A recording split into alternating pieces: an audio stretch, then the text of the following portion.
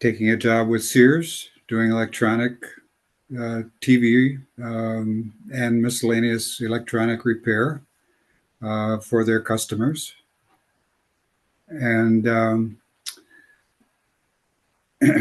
raising a family. And there was a need for spare extra money in order to do the things that we wanted to do, or maybe I wanted to do.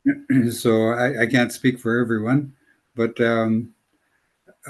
part-time work meant part-time extra money. So I started doing television repair um, as a side job in our local community where we lived in Cedar Grove, and that gave me the extra money that I sought, and it solved issues that we had, and it was not as much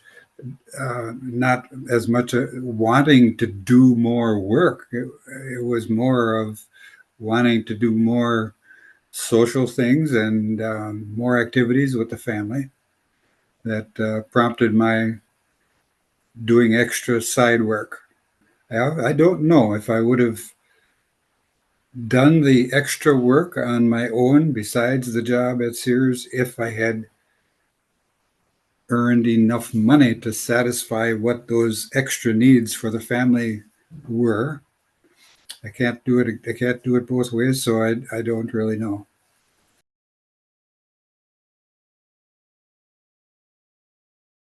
He's interested in something technical and how it works and why it's doing this and why it's not.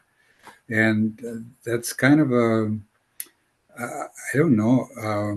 I always have felt that I get that from my dad being an electrician, but I'm not sure if it's because of all the junk that was in the garage or if it is in the genes that I got from him.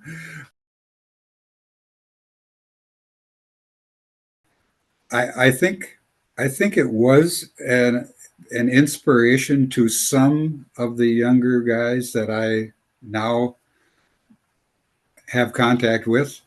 I think it was an inspiration, but not really what I would say an influence so much.